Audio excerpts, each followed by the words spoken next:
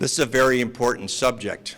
And first of all, I'd like to welcome you not only to Independence, and again, let's give a round of applause to Mayor Kurtz for hosting this.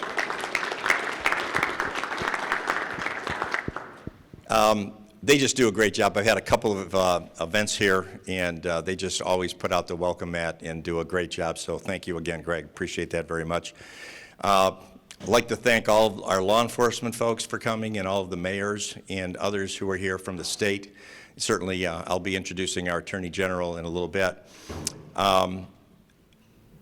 Welcome to the 18th Senate District. I am happy that now that the map-making process for the districts has been resolved, at least for now, that Brecksville, Independence, Seven Hills, Solon are all part of my district now. And so part of what I like to do is to engage those constituents and the officials in my district on very important subjects that are important to the communities. And so this is one of many that we've been doing. The subject of what's happening with the southern border is critical.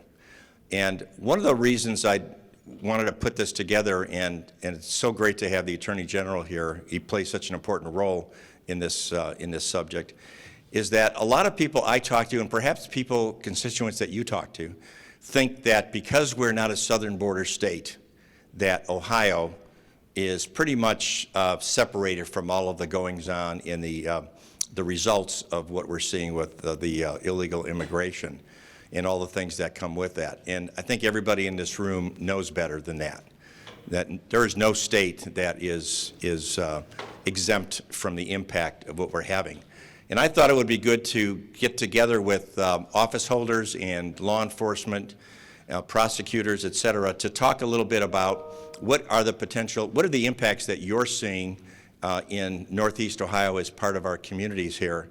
And more importantly, to hear from the Attorney General in terms of his views on what the impact is on the statewide basis. And hopefully we can talk a little bit about some things, whether it be policies or laws that we can initiate in the legislature that would help us to deal with this problem. Unfortunately, we cannot close the border. We can't initiate U.S. immigration policy. So we have federal officials who are working on that. But we can do things that are necessary to protect Ohio's communities and Ohio's people. As elected officials and appointed officials in law enforcement, I think you would agree with me, our number one responsibility is public safety. Everything else doesn't matter after that. If we are not creating and making sure that our communities are safe, we're not doing our job. And the community expects that of us, and that is rightly so. They should expect that, and I know everybody here in the room takes it seriously. The other thing I hear from people is that this is a new phenomenon, the border issue and the things that result from it, that it's a new issue. The fact of the matter is it's not. It's been going on for quite some time. I want to share with you a brief video today from a gentleman named, his wife Peggy and Bill Kostelnik were victims 9 years ago. I think it's 9 years ago in July. And if you think these things don't impact Northeast Ohio, if you're from Lake County, you probably remember this situation. It'll look familiar to you. Think again. And if you think it's a new phenomenon, recall that this occurred 9 years ago, and where we had immigration policy under a different administration, under the Obama administration, that was not doing what we would consider to be their job of protecting the communities. So we're gonna run this video, and I may stop it once or twice to put some context to it, but Bill Kostelnik basically came home one day to find a horrendous crime had been committed against his wife. And I'll put some of it in context a little bit afterwards. And so why don't we, if we can, John, roll the video? We met at this work actually. She would be at the airport and she'd come up to City Hall, and I would be working at City Hall buildings and grounds when I first started. And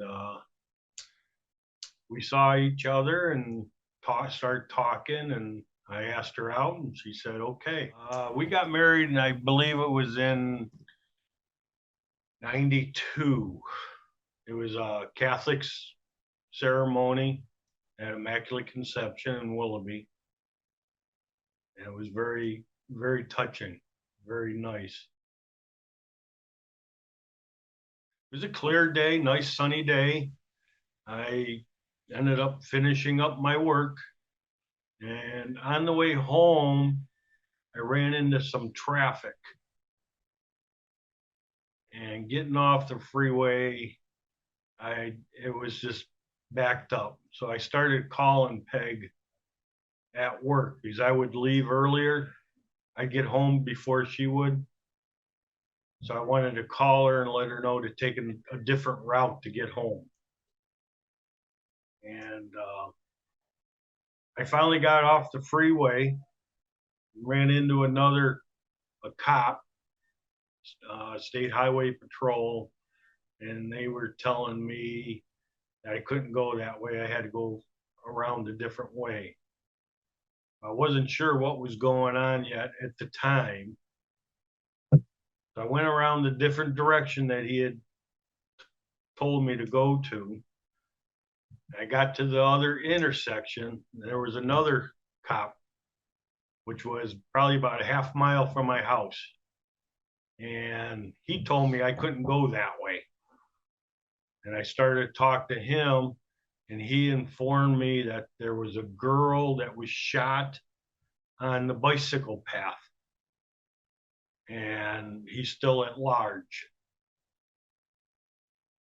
Well, the whole time I'm still trying to get a hold of Peg. I called work.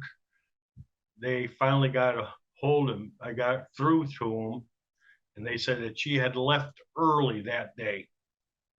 So I tried to call home, and there was still no answer. So I had no idea where she was at. I want to just interrupt here before we proceed, just so you understand the logistics here in the time frame. So Bill was an employee of the city of Willoughby, as was his wife. Peggy was the mayor's secretary. And so Bill, the shooting on the bike path that he was referring to was somebody else. It was not his wife. But the perpetrator did that first. And in trying to elude law enforcement, he ended up hiding out in his home. His wife, Peggy, had unfortunately left work early that day to do some errands, and so she ended up walking into her home at a normally unexpected time. Not that it would have made much difference because the perpetrator didn't know her schedule. But the first shooting was somebody else, and now Bill's going to talk through as he approached his own house. Finally got in front of my house, and there was a State Highway Patrol right in front of the house. And when I got into the house, that's when I found Peg. So I ran around the house real quick to look to see what was going on. And I seen a couple of evidence that she wasn't there. I mean, she was there, but she was gone already. So I tried to CPR on her and everything. And that's when I noticed a couple of the bullet holes in her chest. And I ran outside to call the cop and told him. And that's when the house was swarmed by the cops. And that's how I found out that Peggy was shot. Peggy was tied up also. And she was half unclothed. So I knew something bad had happened. He was still outside in the backwoods. So they had the cops, sheriffs, deputies. They were all over, and I had my house surrounded. there was a shootout. There was plenty of shots that were fired. I had to be outside the house. I was across the street when the shooting began. And supposedly his rifle jammed, and that's how they ended up getting to him. ICE or the feds let him go about a week before this all happened. So if they had done something, what they should have done, my wife Peggy would have been still here with me today. So he got a life sentence plus 109 years on top of it without the possible of parole.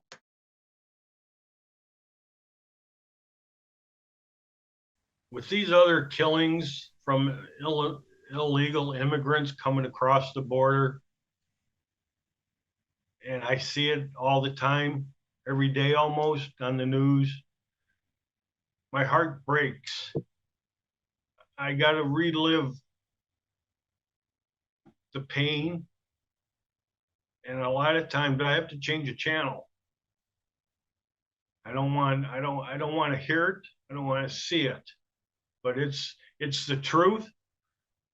These illegal immigrants are coming over, and they can do whatever they want. I think they failed me and all these other people, the girl from Georgia. Yes, they failed all of us.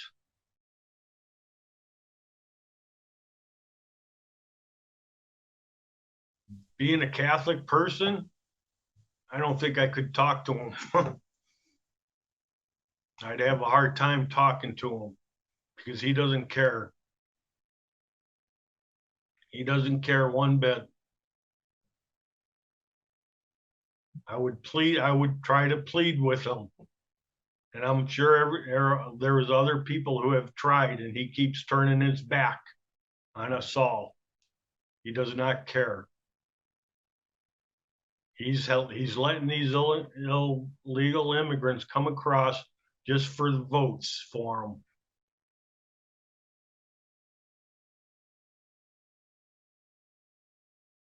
Don't let hatred run in your veins, in your heart for these illegals. Try to find a way to forgive, as I have found a way to forgive the person that did this to Peggy. It'll ruin yourself if you have hatred in your heart for this. Very sobering, isn't it? Many of you from Lake County probably remember that situation. Prosecutor Chuck Colson and Sheriff Lambruna were there and were a part of that situation. And I also want to introduce Bill Kostelnik's sister, Connie, if you'd stand up, Connie. And Bill is also my wife Donna's first cousin, and they wanted to be here today. So not too many of us could probably take the attitude that Bill did just on this video, right, of forgiveness and so on. It's very, very difficult, and certainly he's to be admired for taking that approach.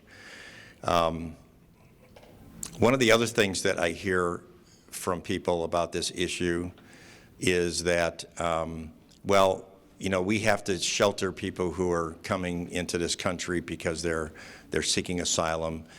And my response is, these are not asylum seekers. These are people who may want to have a better economic advantage, but they're also bad people looking to come in. Other countries are clearing out their prisons and sending their prisoners here. So this is not asylum. America has a strong and long history of granting asylum to people who are legitimately adjudicated to be seeking asylum. That's not what this is. So let's skip past all of the crap explanations that people like to give about this. This is a serious issue.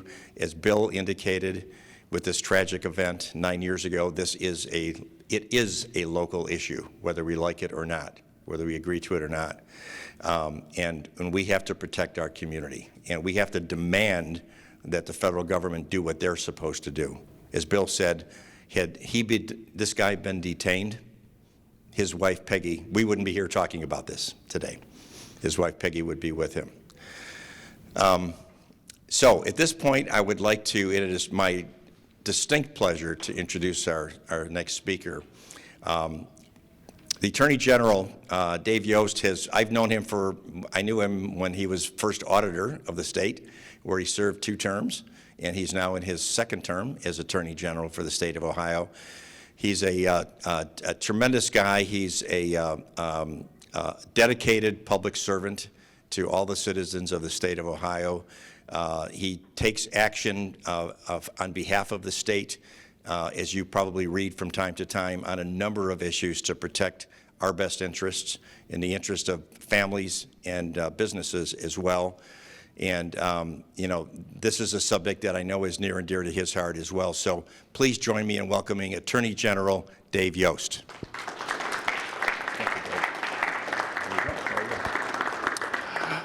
Good morning. It's a pleasure to be with you. I am so sorry for the tragedy of your family, and it should never have happened.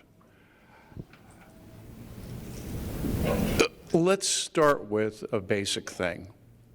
Whose job is it to fix this problem? I mean, even many of the people that support the president, people in the president's administration, are becoming alarmed at the situation that we're currently in. Certainly, the president has the authority to fix this tomorrow, if he wishes. A lot of people would say, well, Dave, you're Attorney General, why don't you do something about it? And I tried to do that. Let me give you an example. Last 2 years ago, the Biden administration put together something that they call guidance and set a policy for ICE that is contrary to law. Congress says that any person in the country improperly who has a final order of deportation, which is going to include all of the people that commit felonies here in the United States, shall be deported within 90 days. The guidance that the Biden administration put out said, well, no, you don't have to do that. And so we challenged it because this wasn't a matter of prosecutorial discretion, which I know my friend Prosecutor Colson is well aware of. That's supposed to be, prosecutorial discretion is supposed to be for individual cases. 80-year-old woman steals a bottle of wine from the carryout. Nobody's going to think that it's just to send grandma to jail for 3 days to teach her a lesson. We're going to try something else other than giving her a criminal record. But when the law says you have a mandatory duty, you lose your discretion. That's something that you're required to do. And I won a order at the federal district court level against the Biden administration, striking down that guidance and giving effect to the intent of Congress, the express will of Congress in the law. The Biden administration appealed it to the Court of Appeals, which didn't tell me I was wrong, but they told me I was the wrong person to be there to bring the case. Well, my question is, well, who's the right person to bring the case? Because I don't think Merrick Garland is going to bring a case against the president and say you're acting contrary to law. But here we are in a situation where we have a law on the books, and the courts will not apparently, don't see anybody that has the power to enforce it or to hold the president accountable. Let me talk. We recently had a team go to the southern border. One of the duties of the Ohio Attorney General, which my colleagues in law enforcement are all aware of because they participate in our task forces, we run the Ohio Organized Crime Investigations Commission, which includes human trafficking. It includes bulk cash, drug trafficking and stuff like that. And so we had several Attorney General staff, as well as some representatives from local task forces that went down in February of 2023 at San Diego, went to the southwest border. This is the western half of the border in California. And what they saw there was 1,000 people a day through that one port of entry seeking asylum. Here's something you need to understand, most people don't understand. If you show up at the border at a legal point of entry, a port of entry, all you have to do is say, I'm seeking asylum. They make no determination at the border. They give you a piece of paper and say, you need to come, you're going to show up for a hearing, and we'll see whether your claim for asylum is founded in the law and fact and reality, and whether you can seek political asylum here in America. And those dates have typically been 2 or 3 years, and now they're more than that away. And they're released. That's all you've got to do. Well, word has gotten out amongst the whole world, as you'll hear in just a minute, that all you have to do is show up. Don't try to cross the border or go across the Rio Grande, and wade across. Go to the port of entry, stand in line, and when you get there, tell them that you're seeking asylum, and you'll be released into the interior of the United States. San Diego is spending $3 million a month transporting people that come into their city out into the United States. While my team was down there observing, they noticed, and my page is sticking together there. All right, they noticed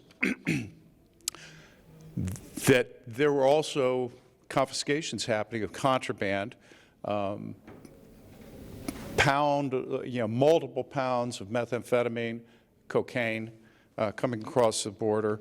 Those are coming into your jurisdictions. Even if it's sold by somebody local in your jurisdiction, the odds are pretty good that those drugs entered our country through the porous border. Among the people that we saw at San Diego, 40% of them are military-aged males. Across the United States border last year, the prior year had been just over 3,000 Chinese nationals. It was over 30,000 last year.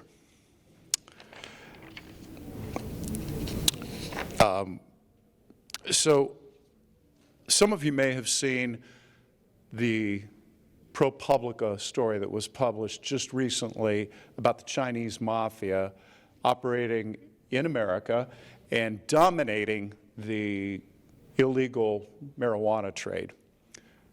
By the way, I have colleagues across the country that we were sold a bill of goods. When they said legalize marijuana and the illegal market will go away, that hasn't happened anywhere. Where legal markets have happened, we still have illegal markets because you don't have to have the regulation on an illegal market. You don't have to have you don't have to pay the taxes. So you've got a competitive advantage if you're not doing it. And since the legalization just assumed that all the illegal supply chains and distribution networks were just going to go away once it was legal, there's no reason for it to go away because it is more competitive against the legal stuff. And cheaper because of taxes, cheaper because of regulatory costs. The ProPublica piece talked about how Chinese mafia have proliferated across the United States, and we're seeing that here. In Coshocton County, we had a 32-year-old Chinese national entered at San Diego. Now, he wasn't doing marijuana. He was doing a financial scam.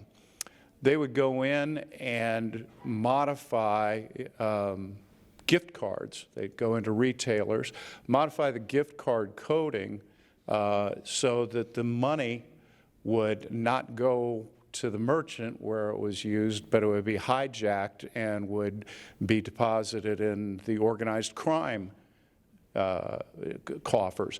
And he had been doing this in 11 states, had done over almost 500 retail locations, 52 of them here in Ohio. So when Senator Cirino says every state's a border state, this came across the border, Chinese national, across the border at San Diego, went all the way across the United States, stopping in 11 different states, working here, ripping off our communities, our retailers. And he was filming it and explaining how to do it and posting it to train other people to do it as well. I am looking for the number, but this was not a one-off. He had other people that were doing the same thing in other areas. We have extortion demands that are happening. Again, Chinese nationals here illegally. What I'm giving you, and I'm not putting obviously names and dates on this stuff because we have ongoing investigations, but this is not something that I picked up off of a TikTok video or some random post on what used to be called Twitter. These are things that the Organized Crime Investigation Commission is encountering right here in Ohio.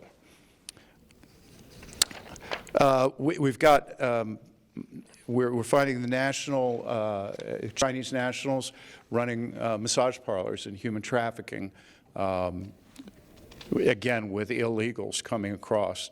On February 27th this year, we stopped a guy. We didn't stop a guy. The Border Patrol actually stopped somebody in El Paso based on information developed here in Ohio by the Summit County Task Force. Anybody here from Summit County?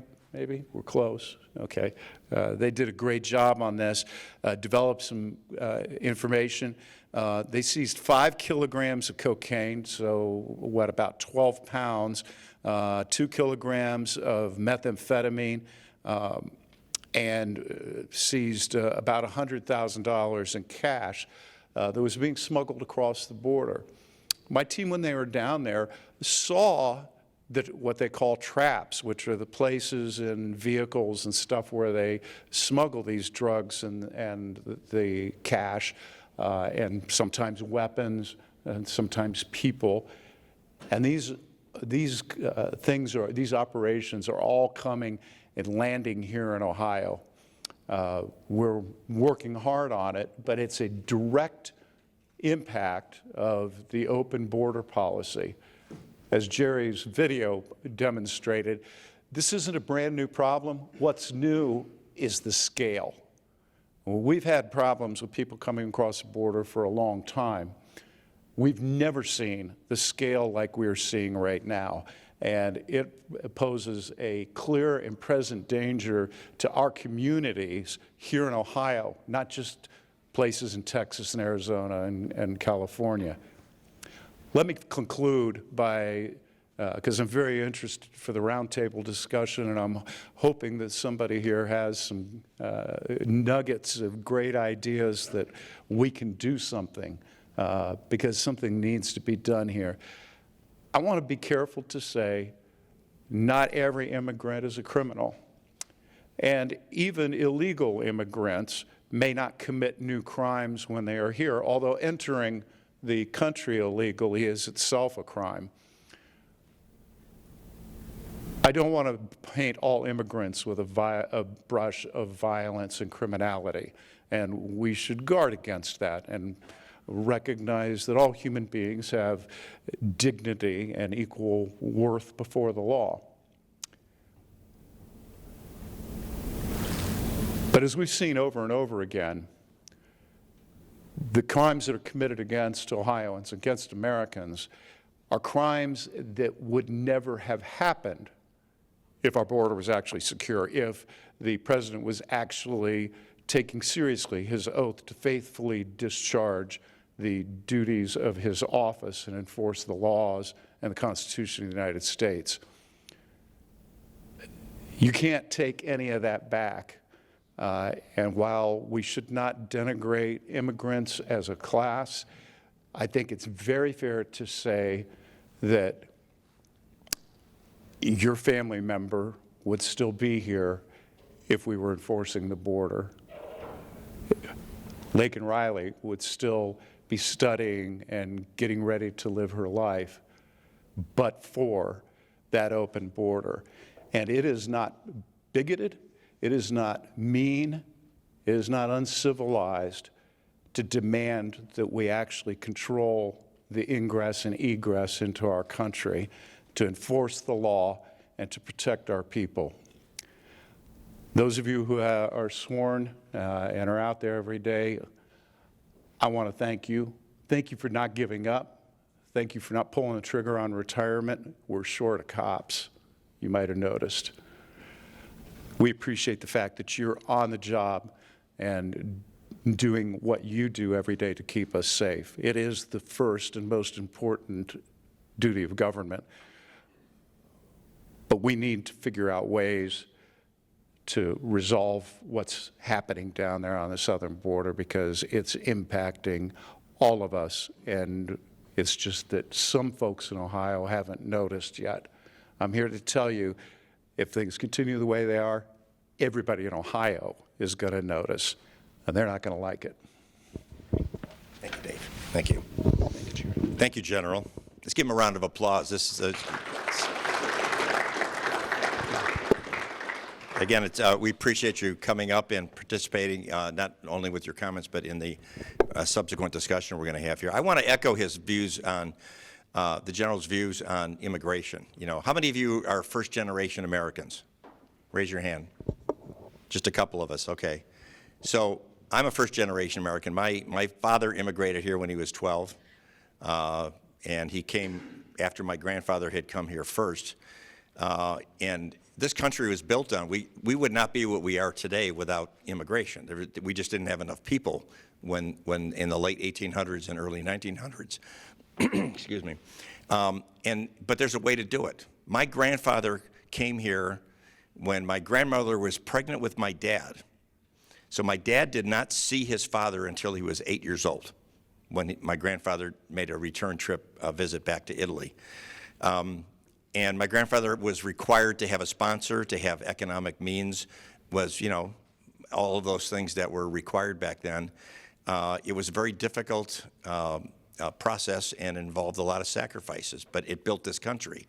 And so immigration is a part of us, whether we like it or not. But what we're seeing right now, the travesty of our immigration system as it's being enacted in policies, is just unbelievably bad. And, you know, the Chinese and Russian mafia, I grew up in Little Italy in the 50s and 60s. I know what the mafia looks like, okay? They were Boy Scouts compared to what we're seeing today with some of these national gangs and organized crime organizations that are out there. We better step up and do something about it. So this is the part of the session today when you all get to speak up and give us some of your thoughts or ask questions of the General. This is feedback time here.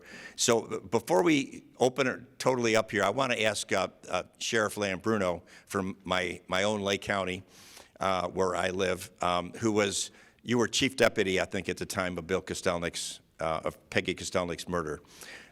You want to just offer some thoughts, and we'll turn your mic on. Some thoughts on that day you were there. It was kind of a devastating day for law enforcement in Lake County. We had interaction with the individual, the illegal alien, weeks before that incident occurred. Our deputies were on patrol, and saw him coming out of the woods on the Sidley property and questioned him. And he told us he was here illegally. So we contacted ICE, and we had no authority to detain him in our detention facility, but we could on an ICE holder, but we only had a very short period of time that you could do that. We did contact ICE, and they said they had no one available to pick him up, so they refused to do a detainer on him, and we had to release him. So we did, we had no belief that anything of violence from this individual, and it was weeks later that we encountered him on the Metro Parks Trailway, and interacted with him after someone on that passage talked about their encounter with him. And so we had a really remarkable response from local law enforcement. I'm very fortunate to have really great law enforcement partners that our sheriff's office works with from all the cities in Lake County, who have great direction from their chiefs, and immediately responded to that and quarantined off that area. So it was a very difficult day once we found all that he did. But our SWAT team did encounter him, and were able to take him into custody. Well, thank you for that perspective. And Chuck, you're the prosecutor. You've been the prosecutor in Lake County for how many years now? I'm in my 30th year. 30th year. Just a tremendous member of our community. You've done a lot of difficult prosecutions. This one had to be particularly difficult. Well, it was. The sheriff sugarcoated it. I mean, when he said we had interaction with this person near the end, it was a shootout. And a deputy probably would have died if the illegal aliens, if the defendants, I'm going to call him the defendant because he became one, gun hadn't jammed, his rifle hadn't jammed. So this was a violent situation. And I don't want to go into the crime scene itself where Mrs. Kostelnik was raped and murdered, but it was a horrible time that she went through her last few hours. I mean, so we're talking about, we need to paint the picture just how really violent and ugly this was. And, but that's not the only interaction we've had with illegal aliens in Lake County. Not too long ago, just a few months ago, we found a Mexican cartel safe house in Paynesville, Ohio. What, 2 miles from the jail? Less than that. Less than that. So the drug problem, the drugs that we're receiving are coming up from illegal aliens into Lake County.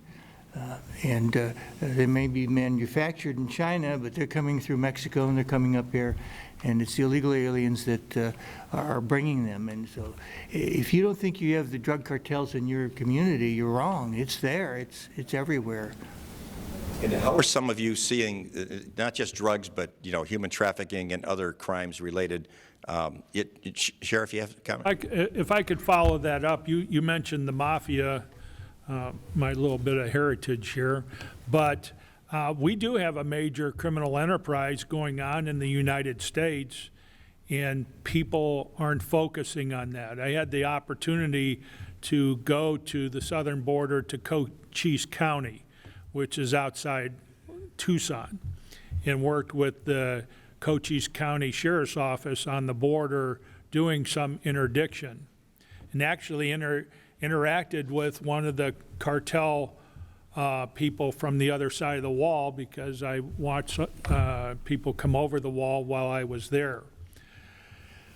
What Cochise County has explained is the cartel controls everyone coming over the border. So you have people coming through San Diego and some of the other major entry points. They said Cochise County, which covers 78 miles of that border, is not where people give themselves up. That is where all the criminals from the cartel and part of their organizations come over that.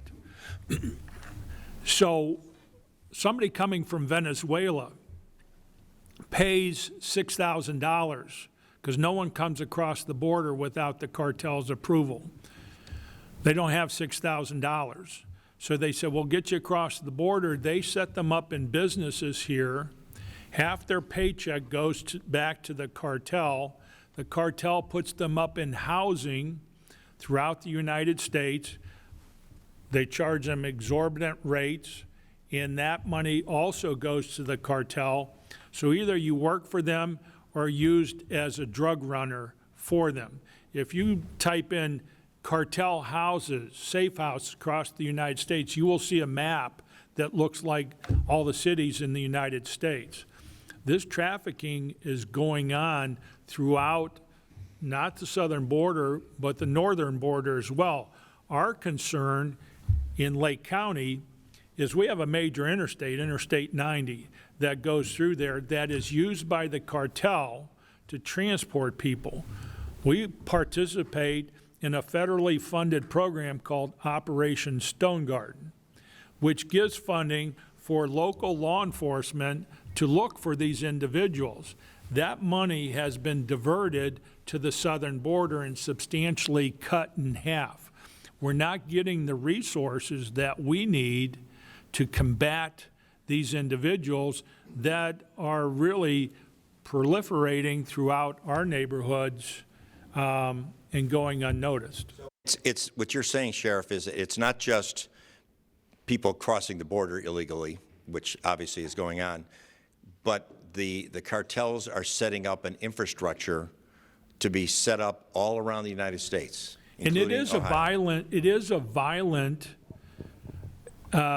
infrastructure.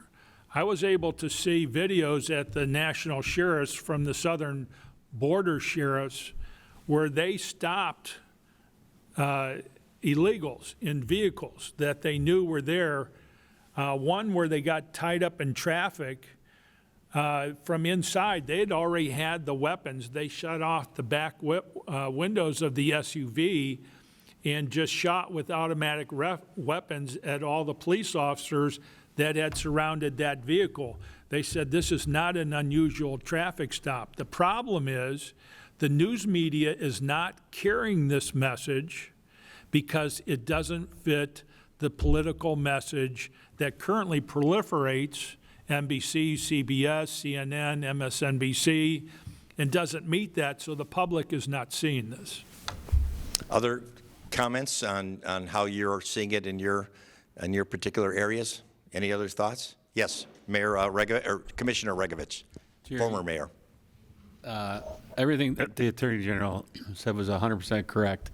Not 2 blocks from my house, where I raised my kids in the city in Willowick, in which I grew up in, massage parlor was there that was busted, but they open under somebody who's legit, so it follows all zoning laws, and that person gets paid to stay away.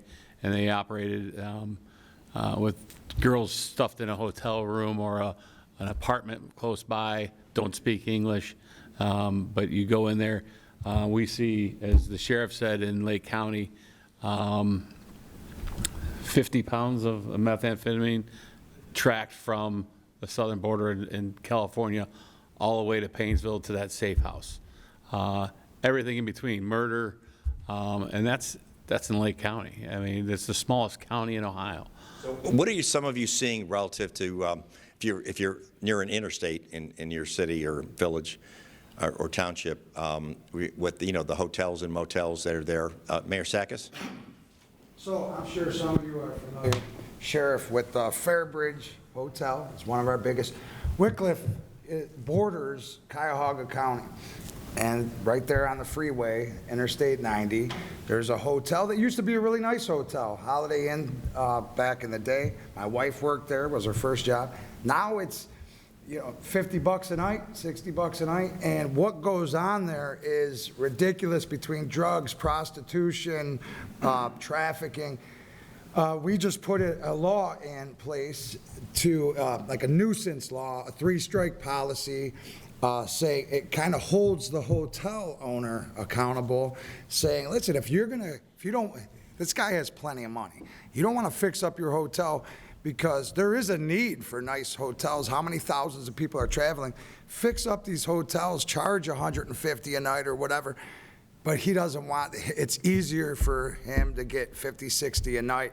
So now hopefully this law will help hold it, because after 3 strikes, then they start paying for the time that, you know, our officers and however it's structured through our police department. But I mean, that, you know, we're kind of limited what we can do.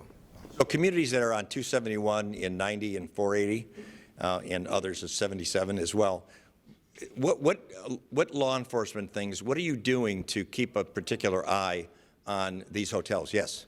So we're situated along I-271 and I-90. Okay. And for many years, we've had a very, very... Yeah, let me give you this, sorry. Thank you. We're in Lake County, situated along I-271 and I-90. And for many years, we've had a very, very active, proactive presence on those locations. And we could provide, I'm sure everybody here in the room could provide example after example of criminal activity that they've seen as a result of these ongoing, you know, policies that have trickled down from the federal government. I could tell you our experience. You know, we participate with the Lake County Sheriff's Office under the umbrella of the Stone Garden operation that he was talking about. And, you know, some years ago, it's not all that uncommon for us to stop vehicles and through the course of investigation, you know, determine that, you know, there's illegal aliens in the vehicle. And in years past, it was very commonplace for us to contact the nearest Border Patrol office, which in Lake County, the one that serviced our area was by and large the Erie station. And there was usually never any other questions about it. They would travel down, they would then take custody of the individuals, and you know, they would go about and do their thing. And messaging began during a certain administration, you know, not too far back, that word and messaging got to local law enforcement of, you know, not only are we not going to pick them up, but unless you have direct, you know, felony type activity going on, it's probably useless to even contact us on it because we're just not going to come pick them up. So as that messaging gets down to local law enforcement, and as I'm sure everyone in here would agree, local law enforcement is really where this has the you know, the most significant effect upon. You know, that messaging gets down, and it has an effect on the agencies as to, you know, what can we do to help this situation? What are we able to do? And what supports do we have if, as the sheriff spoke about, if the narratives from the media outlets nationwide are that this isn't a problem, and from the federal government that essentially, you know, we become an open border policy government, you know, what supports do local law enforcement have? You know, and I think what we're doing as law enforcement leaders, what we're looking for is law enforcement leaders around Ohio and around the country is what can, you know, the state of Ohio do to support us to be able to do our jobs. Thank you, Chief. So there are some things that we can certainly entertain, along with the direction from the Attorney General, of tightening up some criminal laws that we have in place. The challenge is when we intersect with federal regulations, federal laws, that's where the real problem happens to be, and that's why we've got to change policy, certainly. Other chiefs, Chief Tonelli, Solon's a bustling city, lots of activity, you've got some hotels and so on there. What are you seeing in Solon? Mostly the retail thefts, the ring of retail thefts that we've broken a few times. We're not seeing a whole lot of illegal immigration and stuff, but that doesn't mean it's not going to come down the road real soon. I know we're all frustrated. As you guys pointed out, the frustration is, you know, the number one job of the federal government is to protect the residents, the citizens of the United States. And it seems like we're in a bipolar situation where, you know, one side is doing all they can to not prevent it, and one side's trying to do all they can to prevent it. So it's frustrating. Anybody else? Yes, Sheriff? Prosecutor Colson and I have worked together and tried to get out the message that to achieve really a safe, secure environment in our cities is you need a strong police department, you need a strong prosecutor's office, and a strong court system. The problem today is funding three of those areas. And when you look at state funding that comes, state funding goes to parks, to this, to all these feel-good issues that get votes, but it doesn't go to the right places to strengthen up law enforcement, to pay for law enforcement needs. We don't find a lot of funding there from the state. I don't think there's a lot of funding that goes to prosecutors' offices. I don't want to speak to the courts because I'm not there, but those are the major issues that we deal with, and we need new sources of funding to get officers, get good equipment, and to pay for prosecutors. If you don't have a prosecutor's office who has enough prosecutors to prosecute cases, people walk free or not the right cases are prosecuted. Well, that's a great point, and I would very much agree with you. I mean, look, in Northeast Ohio, I think we have, generally speaking, I don't know all of them, but the judges that I know, the prosecutors that I know, and certainly the police departments and sheriff's departments that I know are all trying to do their job, okay? We don't have any errant prosecutors like Chicago or Philadelphia or New York City that are just, you know, treat criminals with a revolving door policy. But if there are things that we need to fund, and in case you haven't noticed, the state of Ohio has a lot of money. We have, our biennial budget is $88 billion. Now, in Washington terms, that's chump change. But for Ohioans, that's a lot of money. And we want to make sure that we're applying it the right way. So I would really welcome as specific as possible recommendations for how we can help you with how we spend our money in helping the court system, the prosecutors' offices, police departments, and sheriff's offices, and so on, so that we can make good decisions, because that's a dial that we can tweak. We don't need the federal government to agree with us. We can just do things that are going to give you additional support financially to be able to do your job. So we would welcome, certainly from any and all of you, and certainly from the Attorney General, who does have input into our budget, certainly, that anything that we can do to help, let's get some specific suggestions on the table as soon as possible. Chief? Sure. Just one thing on funding is, I think a lot of times, particularly for, you know, by and large, most of the police departments throughout the country are smaller to medium-sized police departments. And what I've seen, and I'm sure a lot of other chiefs in here would agree, is a lot of funding tends to go towards the larger municipalities, the Clevelands, the Akrons, the Columbuses, et cetera, et cetera. So I think it's important to remember that, you know, because of the fact that most of the law enforcement agencies tend to be smaller in size, is to try and, you know, perhaps focus a little bit of a little more funding towards those agencies. And I know the gentleman across the way has been raising his hand a little bit. Yes. So We'll walk over and give you a microphone here. Representative the City of Independence today. City of Independence. Well, you're our host, so you get to talk as long as you want. I'll tell you the same thing that Travis Kelsey was told. I won't keep you long. Yes, sir. We here in Independence have 14 hotels. We have 2 major interstates that intersect, obviously, and a variety of individuals that come into our community. In 2014, our team was able to intercept mostly domestic human trafficking, and we made 8 or 9 cases predicated out of the basis of this, one of which was a case out of Flushing, New York, Mandarin Chinese folks. It was 9 or 12 indictments ultimately that came out of the Red Roof Inn. The problem that we see is that when we encounter an illegal alien or an undocumented individual, there is nowhere to put them. So let's say we suspect that they're involved in some sort of trafficking. We incarcerate them for what our crimes are, and then they're let go. We have a specific funding issue that is basically, if we are able to take these folks and detain them, when we do get a detainer from ICE, and we were reimbursed, or we had a place to take these folks in a much larger facility and hold them on the predicate immigration violation, we would be so much further ahead. So the cost that we incur is, what are we going to do for 48, 72, 84 hours before this individual is obtained? So we need funding to hold these folks when we get the order from DRO, the removal agency, and then we're able to go back and investigate what exactly these individuals did, because they're incarcerated and we have a jump on them, a time span. In addition to that, one of the things that we're not doing is when we remove these individuals who are trafficking folks, they're bringing them here, they're essentially indentured servants, if you will.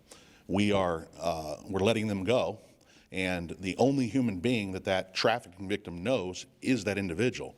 So the desire, even if we get the victim into safety, they're going to run back to that trafficker. But if that trafficker is detained in a larger facility, or we are detaining them on the basis of state funding, they don't have that opportunity to run back to them. So that's a very specific way we can.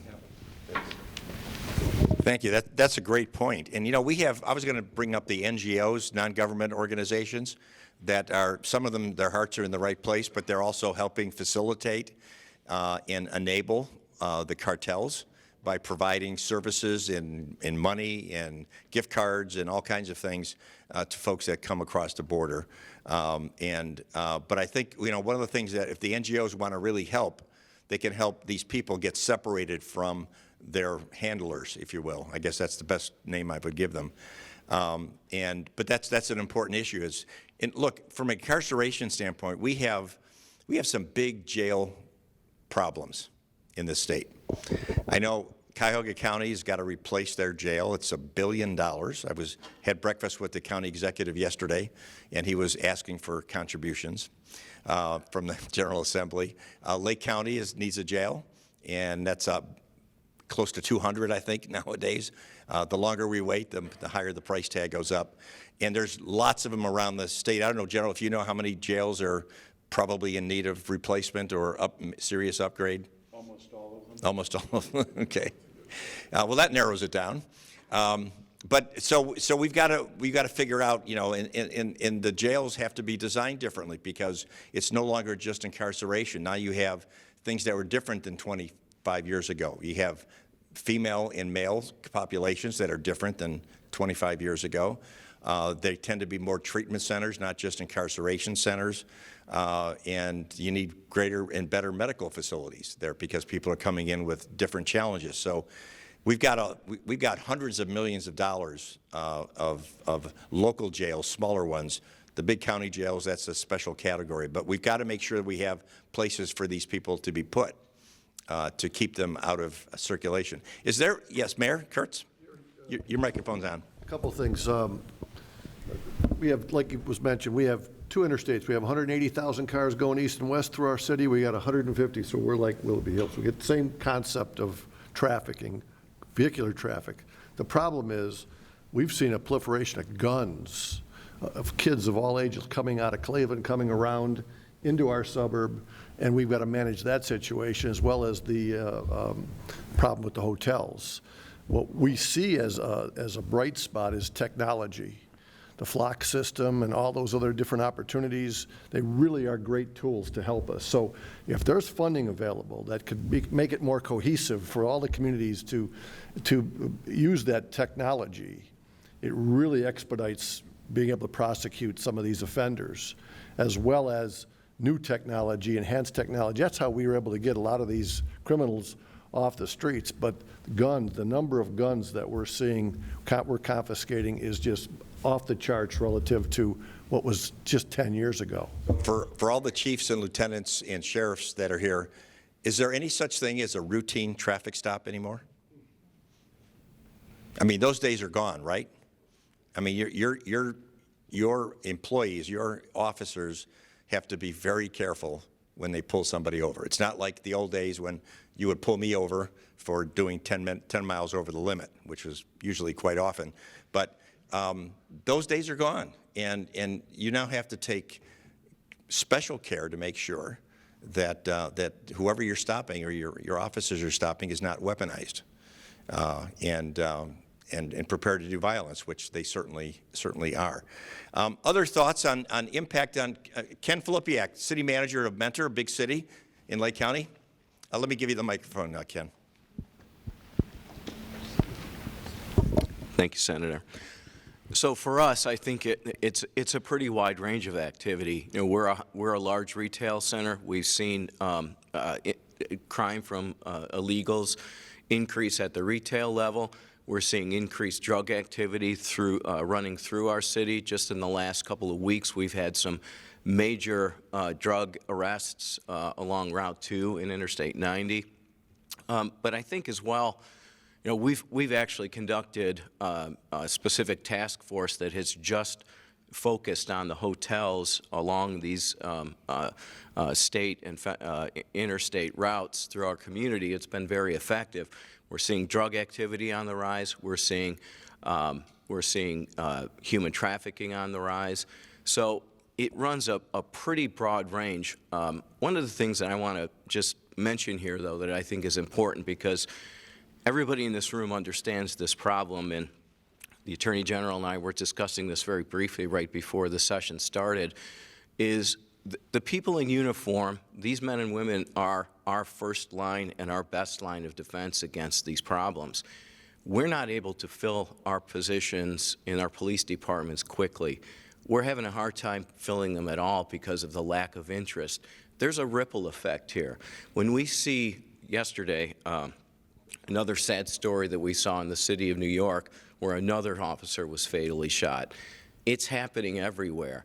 When people see, and you know, we think about it from the standpoint of illegal immigrants don't have as much, they don't understand our system as well. So if they're stopped for any crime, it escalates. Their reaction tends to escalate, and it tends to be more violent. So you're seeing a lot more officer-involved shootings. You're seeing a lot more fatalities. It discourages people from the profession, in addition to all of the national politics that have really driven a lot of disinterest in the profession overall. So it's harder to find police officers. So the state of Ohio, and this is a problem that we all share, we've talked about costs associated, and the prosecutor and commissioner talked about rising costs and the costs that we are incurring investing in technology. Flock cameras have been great, led to a lot of arrests in our community, and I think throughout Lake County.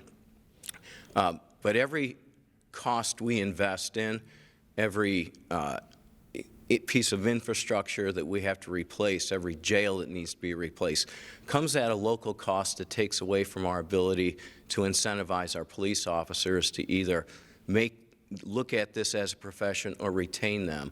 You know, we've talked about changes in the local government fund over the years, and that's a small part of it, but it's become very expensive to keep a community safe. So any help we can get from a funding standpoint on things such as jails, helping us build police stations, helping us afford the best available technology to fight this, are all helpful. But I think overall we have to find ways to get more people interested in this profession. We have to do everything we can to support them at every single level, and find better ways to keep them safe while doing it. So, yeah, another example of this, you know, just last weekend, we had a couple in our city who were drug users, casual but habitual drug users. They both overdosed on cocaine laced with fentanyl in our city. These are things that didn't happen, you know, not that many years ago, but they're happening regularly now. And the drug problem is, it's out of control. It's everywhere, and you know, a lot of it is tied to illegal activity that's happening right under our noses. So we're so proud of the work that our police officers do.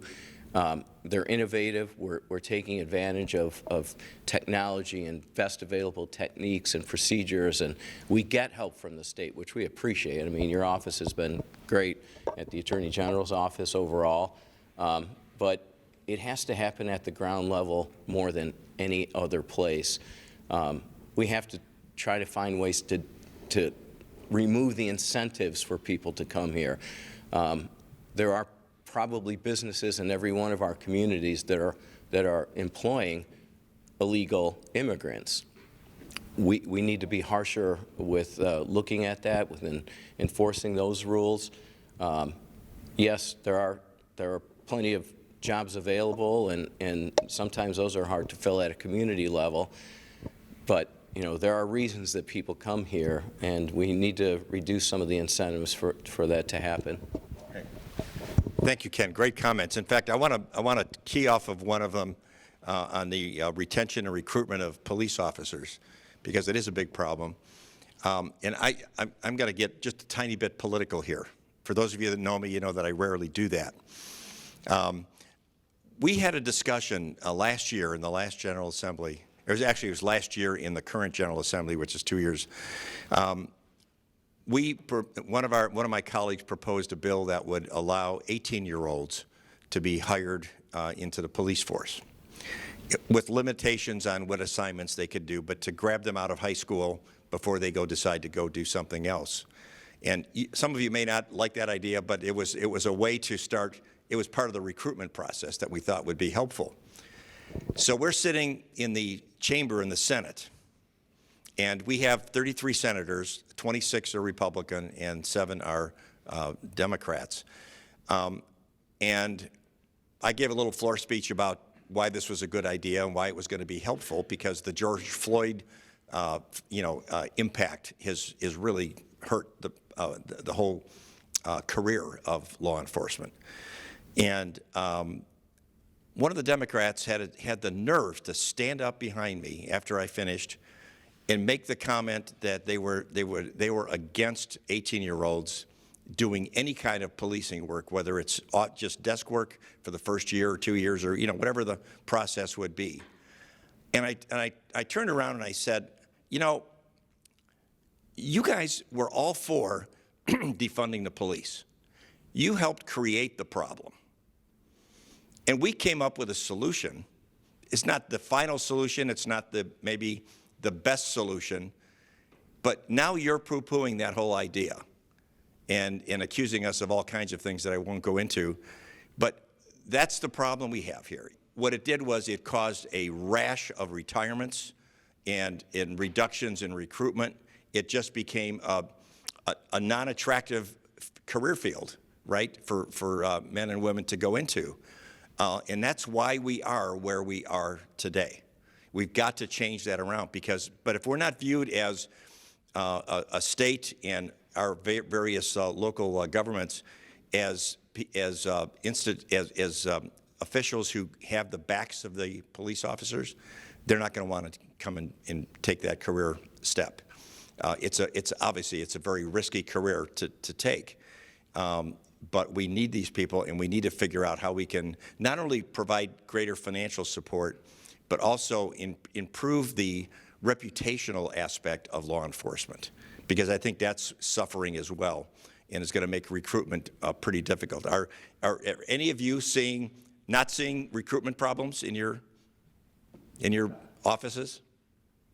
Okay, I can't imagine that. Great. So, General, did you want to comment on, you've heard a lot of input here. Any thoughts that you would like to share with the group? So one of the things that we've been talking about in my office, and you may see this in the General Assembly at some point, Senator, is possibly doing a scholarship class 3 times a year for officers where, I don't think we can afford to just take over the process and of getting cops trained and on the street. But it strikes me that we could certainly recruit a cadre in, and part of that statewide recruitment would help to elevate the quality or the sense of desirability about law enforcement. This is fundamentally a PR problem. I mean, a cop in Columbus, after 5 years, is making about $100,000. I mean, it's become a pretty decent paying job. and we need to get that word out.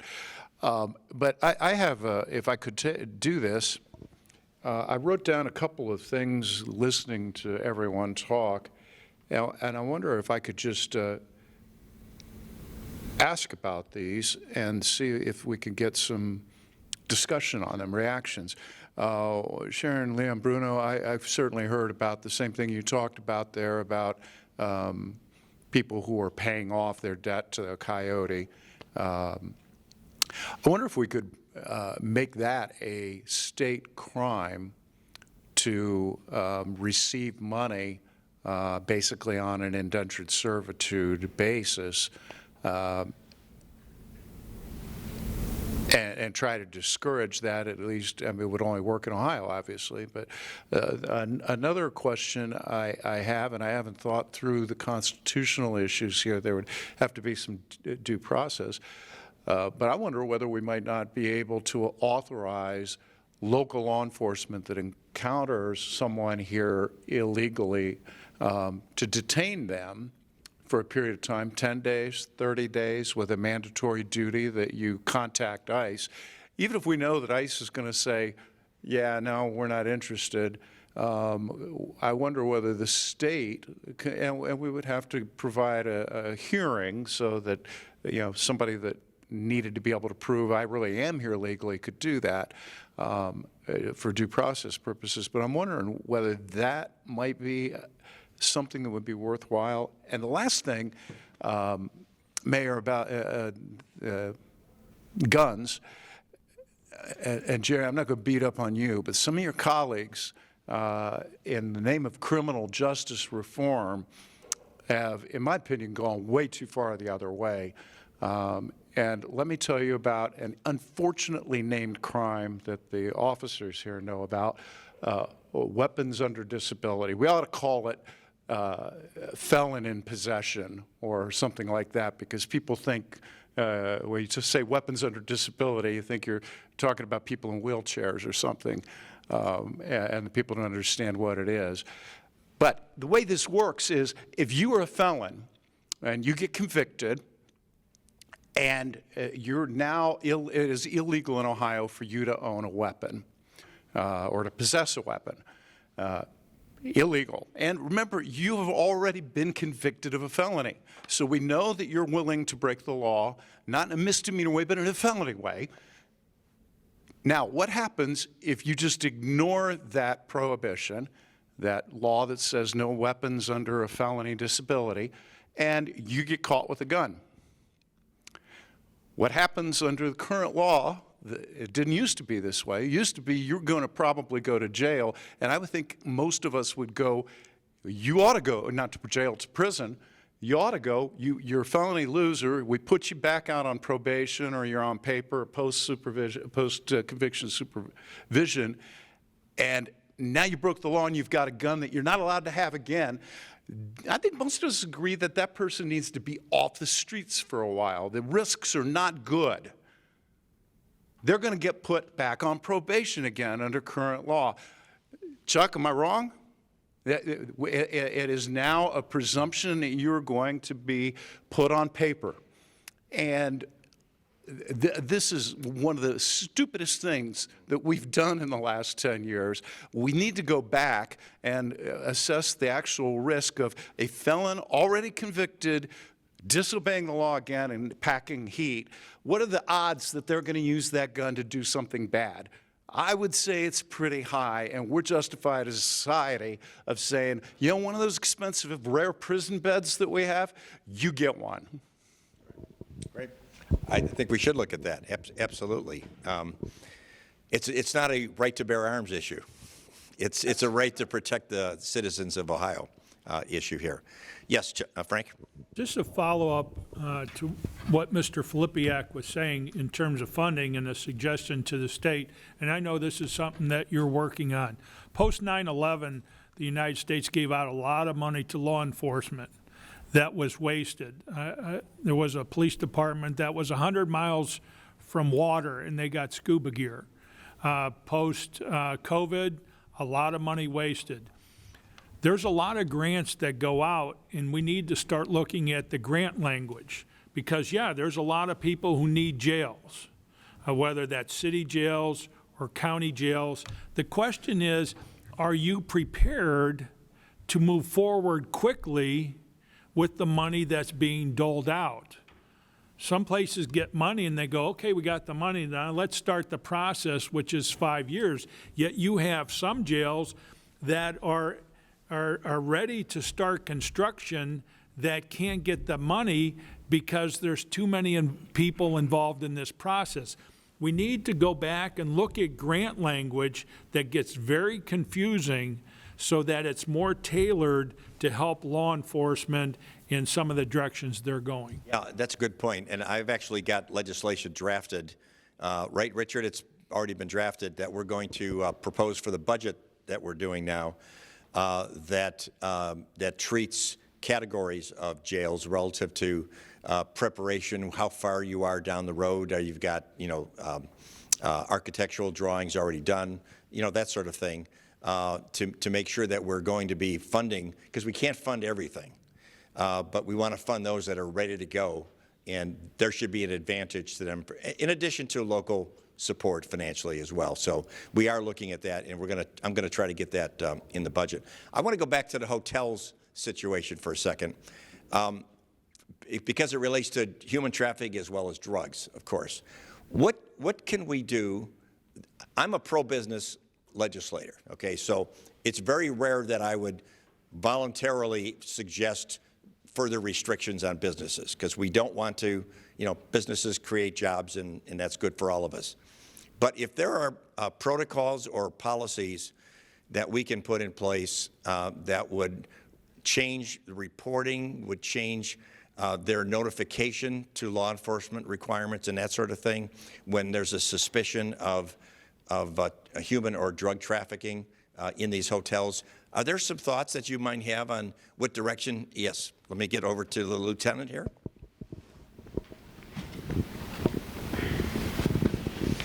A lot of these hotels, step out away from the camera, a lot of these hotels are willing to assist. They're very much worried about liability. And so they'll provide us with information, or they'll tell us that this is happening or occurring. But if I do this, I'm going to be on the hook later on getting sued, or the flip of that is you were a part of it, therefore you're now liable for it. So if there was some sort of immunity or protection for these people doing that, they're reporting a crime that they believe serious in nature, and they're guarded against, bad faith exceptions, they would have an opportunity to help law enforcement. Okay. In addition to that, Jerry. Yes, Mayor. Technology, cameras. We try to encourage all of our hotels, hey, can we put some cameras in? And they're reluctant. Again, liability and concerns that they have, but as tools to help us, it's invaluable. If they're forced to comply with state law, what would be state law if we pass some new things, there's not a liability issue. I mean, it can still be quite challenged on a constitutional basis, I suppose. But if they're following Ohio Revised Code relative to whatever these parameters might be that we would put in place, they're protected. They have to comply with state law, or they lose their licenses to operate. Okay, so I understand the liability question. Again, I'm a business guy. I understand all that. And we don't want to put ridiculous requirements on hotel operators. But we know implicitly, and from things that I have read, there's a lot of cooperation by operators of hotels, of motels especially. They know what's going on. They know what's going on.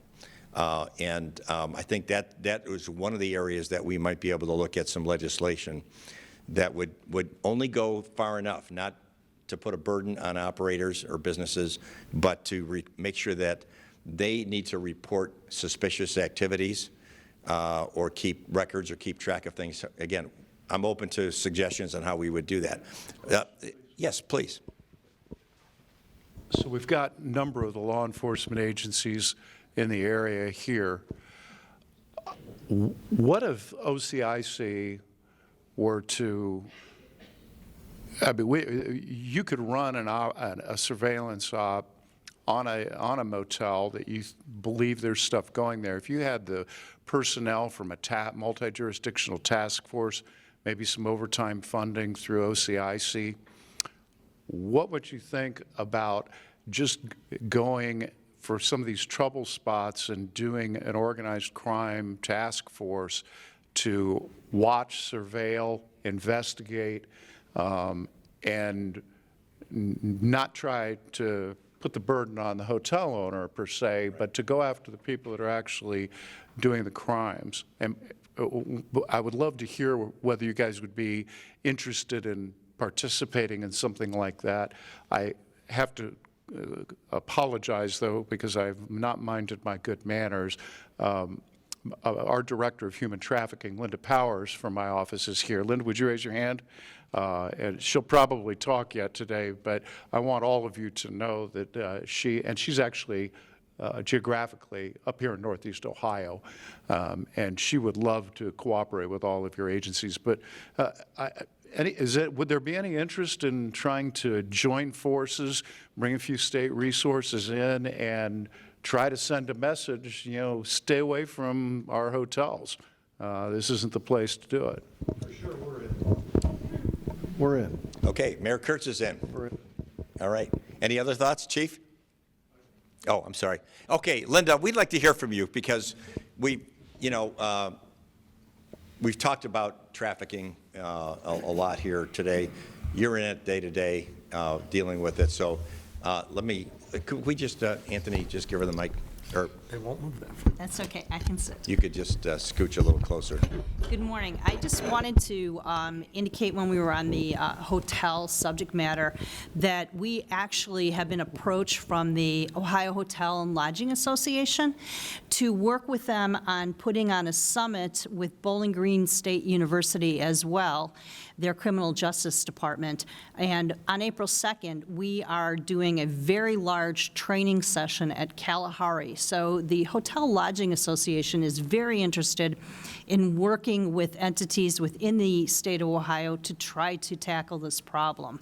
And we will be, the individuals that are coming are the leadership of the hotels throughout the state of Ohio.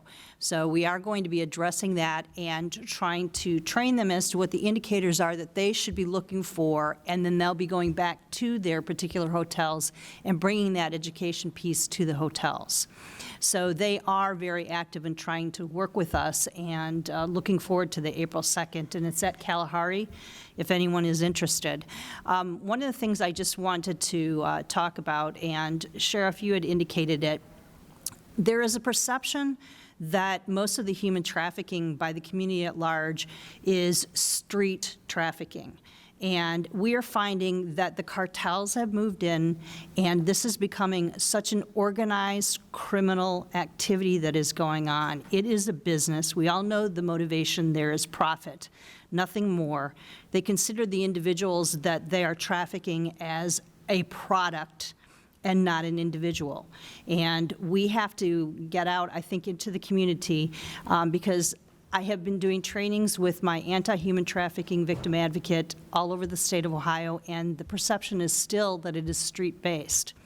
When we tell them that there is an organizational structure where there are individuals, the recruiters back in the countries, the individuals that are the coyotes, it was mentioned, facilitators, transporters, we have the traffickers. They have, all of them have titles, and they are working within these organized structures. And one of the other pieces I want to talk about is that there's been an emphasis sometimes on just dealing with drugs and money. I think drugs, money, guns, human trafficking, they're all together. These individuals are being utilized, drugs are being utilized to control the people that are being trafficked, and they are being used as mules to take the drugs and the money and the guns. So I think we have to look at the whole organizational structure of human trafficking these days in Ohio. It has changed.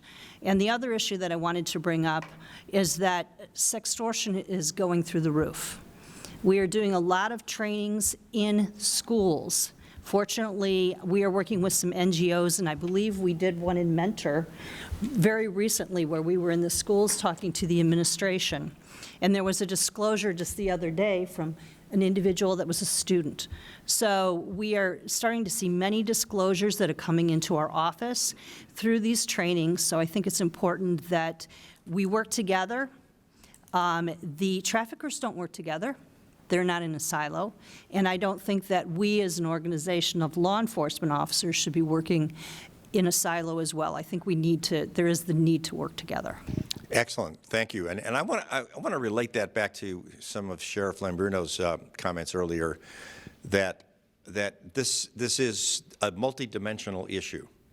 And it's people crossing the border who shouldn't be and who are being supported by the cartels. But what they're trying to do, and their strategy is brilliant, you have to give them credit. They're ruthless, but they're brilliant. They're setting up infrastructures in our cities, townships, and villages all around Ohio.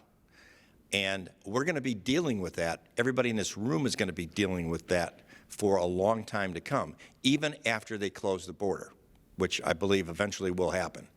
But that infrastructure is going to be in place, and these are going to be ensconced criminal enterprises that you and your officers are going to be dealing with, and you're going to be prosecuting and so on, and incarcerating, hopefully. So we need to understand the different dimensions to this problem here, because again, even if we shut the border down tomorrow, unfortunately that won't happen, but when we eventually do, so much damage is already going to have been done, and we're going to be dealing with that in everything that we do. Other comments or questions or thoughts? Yes, sir. Our Independence Finance Director here. Yeah, Vern Blaze, Finance Director for the City of Independence. Senator, thank you for allowing me to attend today. Mayor Kurtz, thank you. And obviously not law enforcement, but our finance office, we do derive a fair amount of revenue from the 14 hotels that Lieutenant Bates mentioned that are in our community. And your last question was focused on these hotels and what we could do collectively to combat some of the issues that we're all dealing with that have these hotels. And of those 14 hotels, I'm aware of one of them that self-restricts itself and won't accept reservations from anybody that lives within a certain radius of Independence. And I don't think it's a coincidence, but when I get the weekly reports of the crime activity down on Rockside Road, I never see that hotel show up with the drugs, with the prostitution, and with the guns. And we were told that we legally, as a city, don't have the legislative authority to restrict that. I'm like you, Senator. I'm pro-business. It pains me to think about a business regulation, but I've seen the flip side of the downside of all these hotels and the problems it causes and the burden it places on our law enforcement here. So your question was, is there anything at the state level you could do to help? Maybe there is something that if the state gives local communities that little window to legislate who can stay there, it would eliminate a lot of the problems up front from even getting here. Which hotel is that, so we know? I hope it's the Embassy, was it? Home 2 Suites, okay. There might be others. That's the only one that I know of that does. Right, okay. But they do it on their own. We don't have the authority to tell them. Right. Well, there are things that city councils can do, too. And so for all the mayors here, I'm a huge believer in home rule, and we try not to, infringe on that concept as much as possible. There are times when we have to step in and do some things like the people's budget that Cleveland wanted to adopt last year, which would have been a disaster for everybody in this room, because it would be coming to your town soon.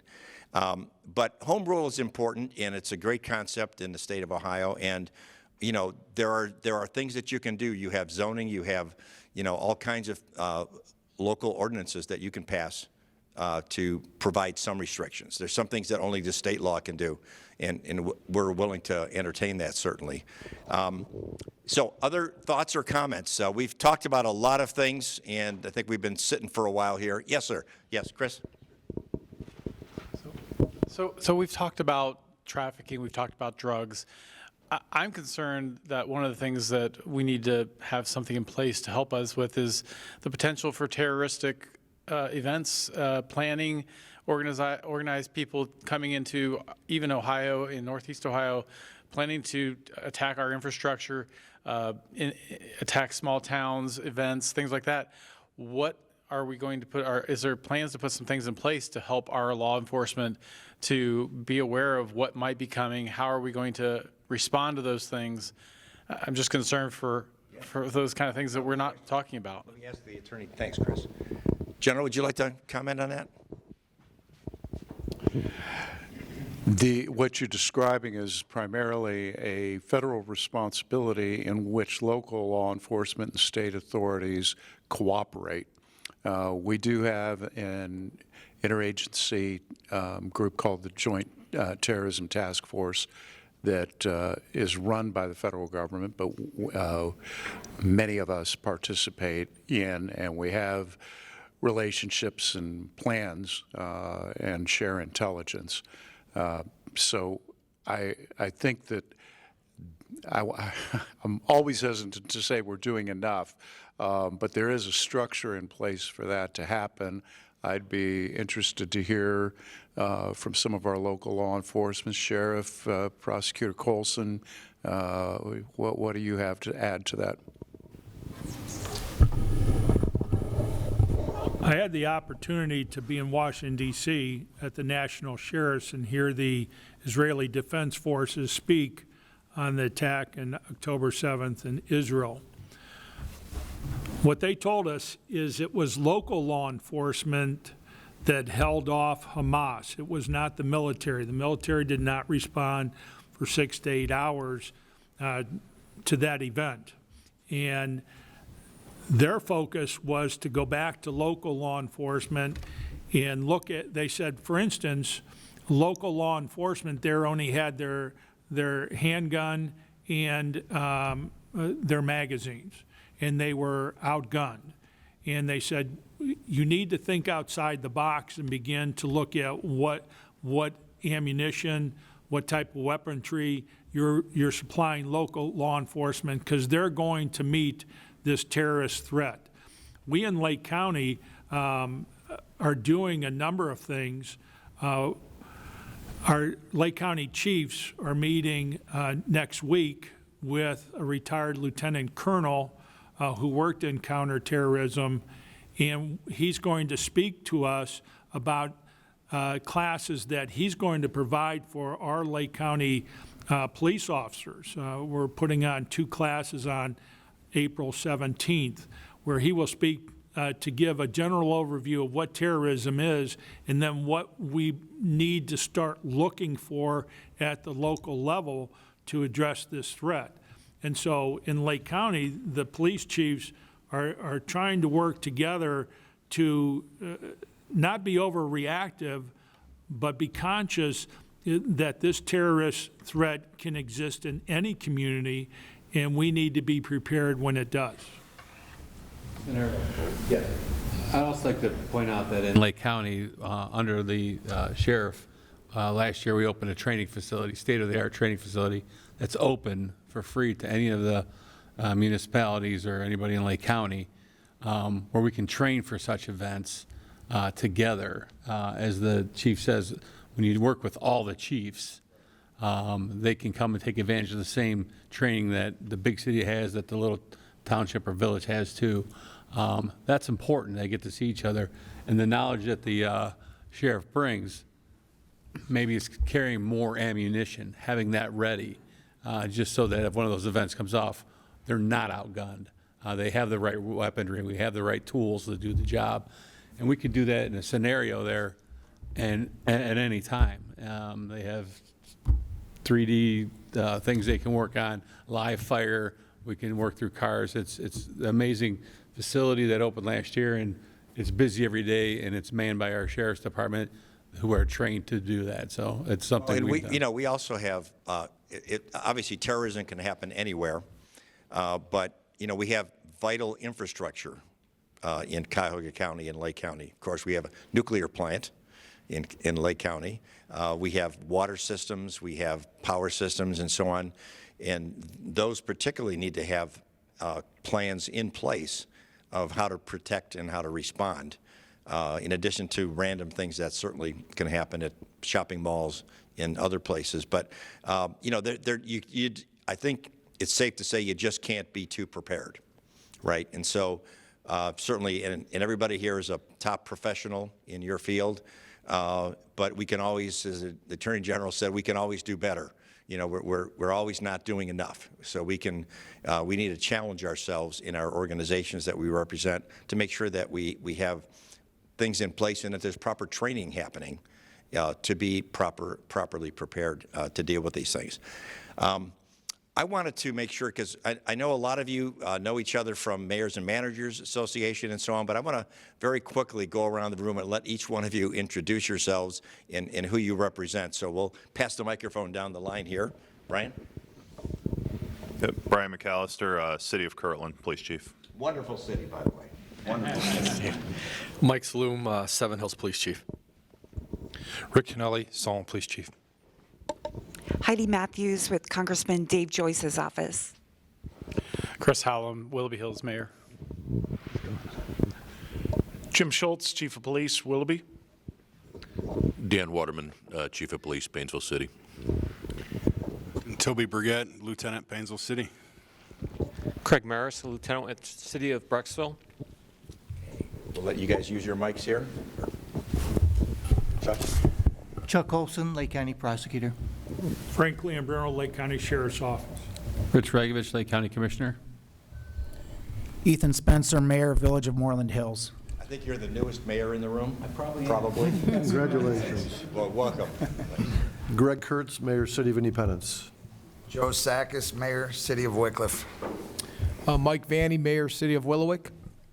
Dave Spotten, Mayor of the City of Eastlake.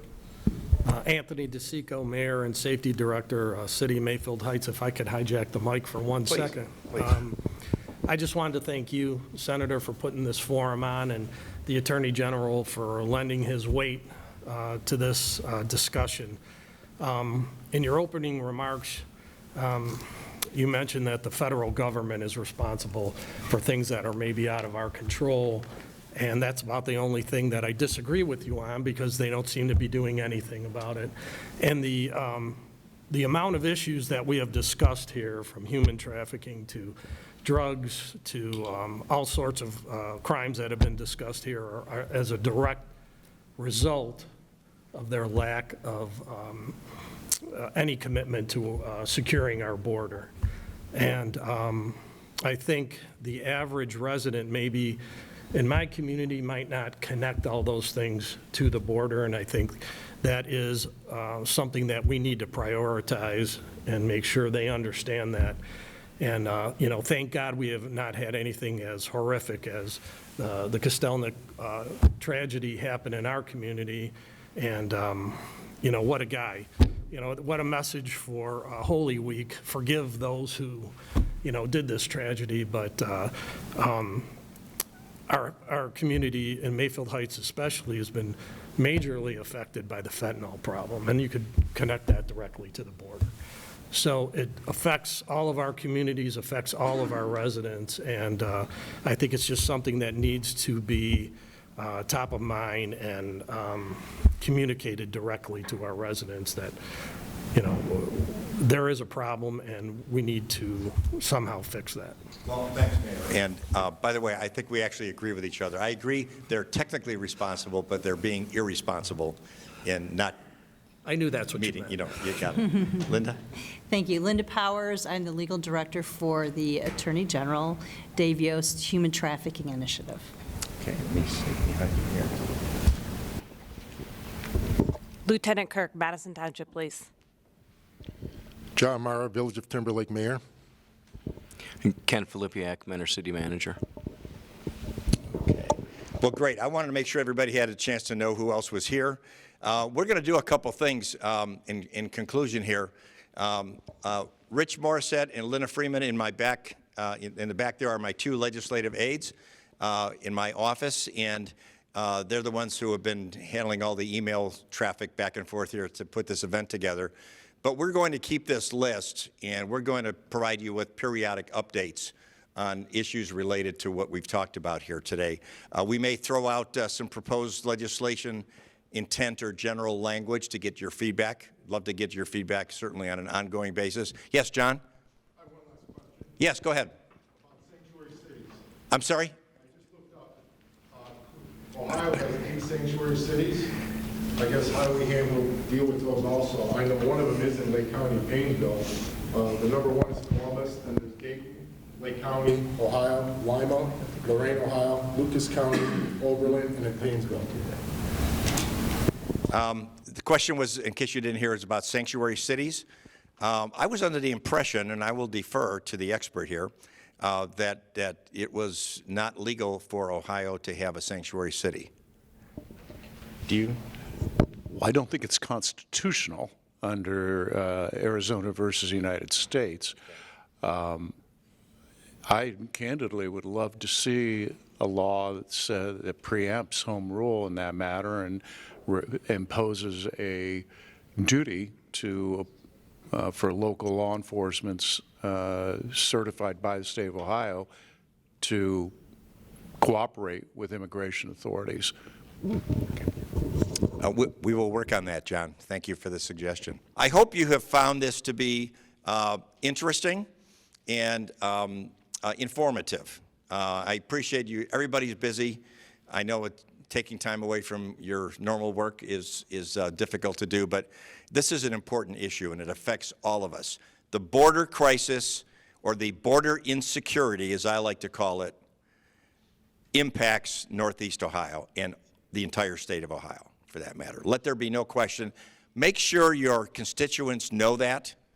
Make sure that they are informed about the expansive nature, the structural nature of what the cartels are trying to do to our cities, villages, and townships. And we will work on whatever legislation we think would be appropriate that we can get passed that will help the situation. We've talked about a number of those ideas, but we have to develop them. And if you have subsequent thoughts on what the legislation needs to look like, whether it's criminal or some business regulations that we need to do with hotels, we're open to your input. And I really want to keep that dialogue going here. And any final thoughts or comments? Again, I hope you all felt it was worth the time to come out here. I appreciate it very much. The 18th district is very important to me, but the whole state of Ohio is certainly as well. Cleveland is my hometown. I've been here for 72 years plus now, even though I'm only 38 years old. I'll let you figure out the math. But it was great to hear your thoughts, and again, for you taking the time to come out here today. So thank you very much, and thank you, Attorney General Yost. Great. Thank you very much.